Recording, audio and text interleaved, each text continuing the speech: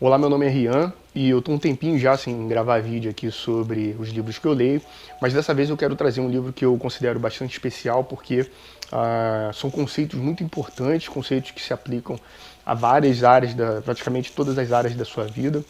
Eu tenho aplicado, né, e agido bastante baseado nesses conceitos.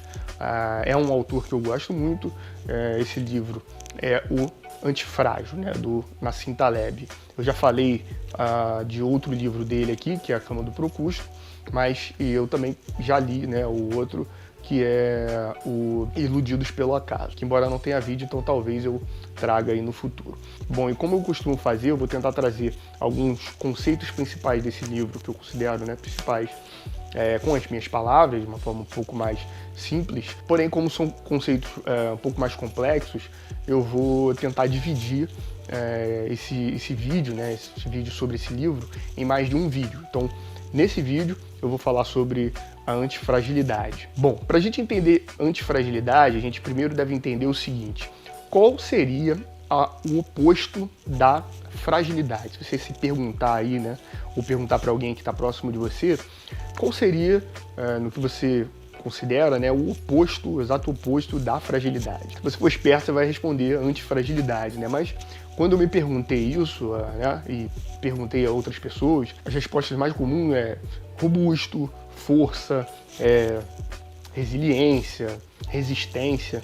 Só que esses conceitos eles não são exatamente o oposto da fragilidade.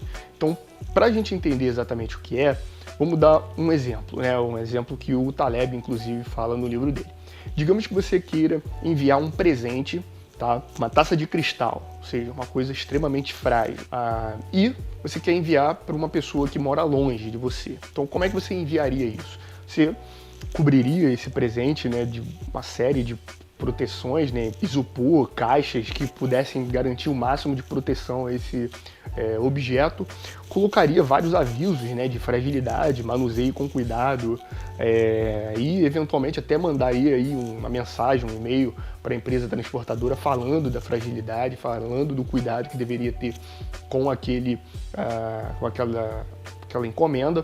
E o que aconteceria quando essa taça de cristal chegasse lá é que ela provavelmente chegaria quebrada. Isso porque a taça de cristal ela é um objeto extremamente frágil, ou seja, ela é extremamente suscetível, sensível a variações, a adversidades, ao caos, né, às agressões.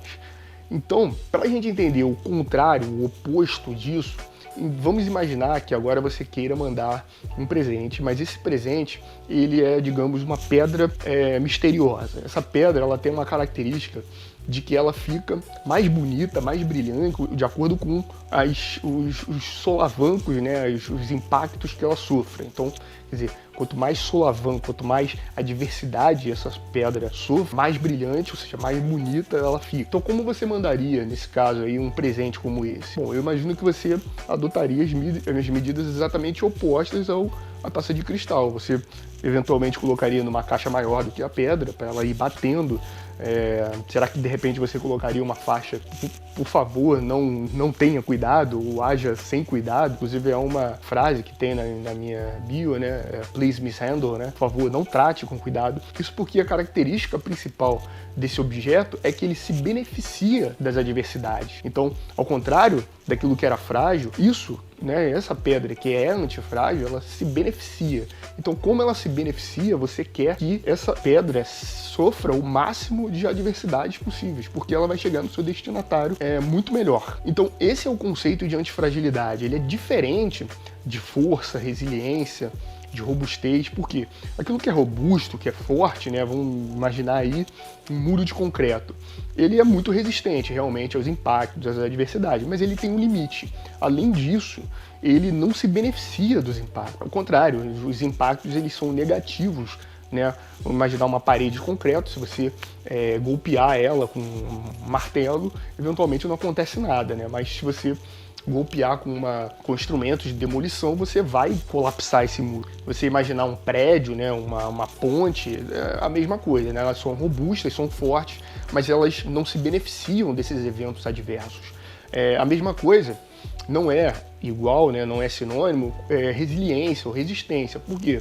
Porque, dando exemplo aí, mitologia, a gente tem um exemplo famoso, né, da fênix, né? O que era a fênix?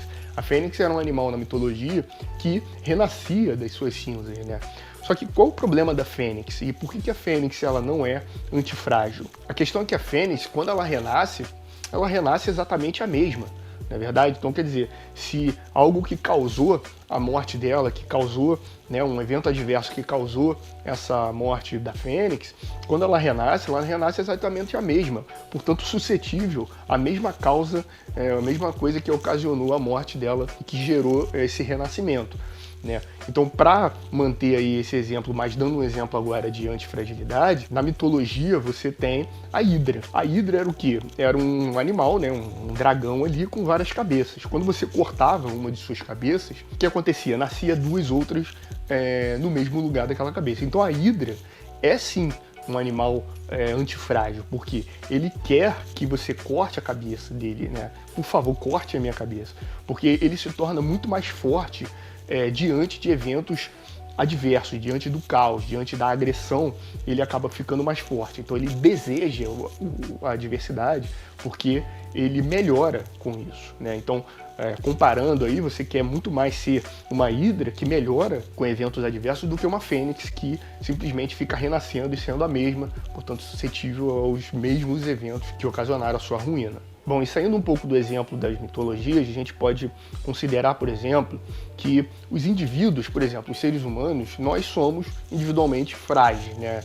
A gente está suscetível a diversas doenças, a diversas causas que podem ocasionar a nossa morte, que podem ocasionar a doença. Mas se você parar para pensar, a humanidade como um todo, e até por extensão a vida toda, ela é antifrágil. Quer dizer, se você considerar aí na evolução, né, se fundamenta na variabilidade das espécies, né, muita diversidade das espécies, e os seres humanos também são assim. Você tem uma diversidade muito grande de como as pessoas são, como as pessoas funcionam, e é isso que garante a antifragilidade da espécie ou antifragilidade da vida. Por quê? Porque independente de como o ambiente possa se apresentar, né, as diversas adversidades, pelo fato de você ter uma diversidade muito grande de apresentações, né, de tipos de organismos, algum deles vai dar certo. Então é assim que a vida trabalha, é assim que a evolução trabalha, né? Você tem uma diversidade muito grande, eventualmente um daqueles ali vai conseguir se adaptar a qualquer que seja as intempéries, né, do ambiente, e através desse sacrifício, né, dos vários indivíduos, porque você vai ter vários indivíduos, fatalmente alguns serão suscetíveis à morte, outros serão suscetíveis a perpetuar. Então, esse sacrifício de cada um dos indivíduos torna o sistema como um todo forte. Esse sistema, em que você tem um sistema com pontos que se sacrificam, é o que o Taleb chama de pontos estressores, né?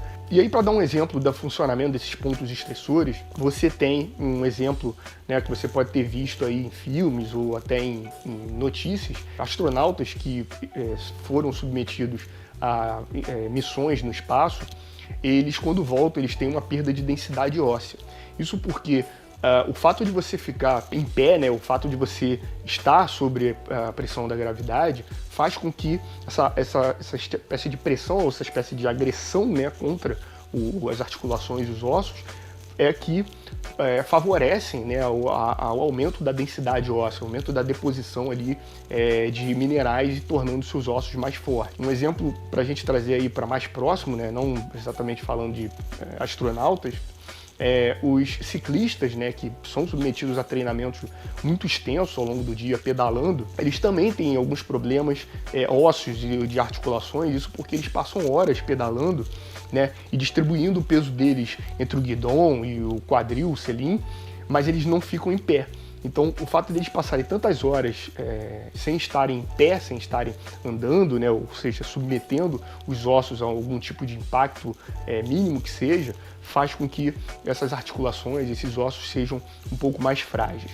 Então você percebe que esses pontos estressores, esses pontos de impacto, eles acabam sendo a fonte de aprendizado, né? Quer dizer, o fato de você submeter esses pontos, né, a impactos, a adversidades, acabam sendo uma fonte de aprendizado para que o sistema fique melhor, para que o sistema fique antifrágil. Então, dentro desse raciocínio, a gente também pode dar o exemplo aí das economias, né? Quer dizer, as áreas econômicas específicas. Então, o Taleb dá o exemplo, por exemplo, aí dos restaurantes, né? Os restaurantes, individualmente, eles são frágeis, né? É muito fácil, né? Se a gente pensar, inclusive, as empresas, pequenas empresas, muitas delas vão falhar. A grande maioria, a probabilidade é que elas vão à falência. Mas o fato de estarem vários empreendedores tentando, né, colocando a cara a tapa, tentando vencer, é que você tem o advento de empresas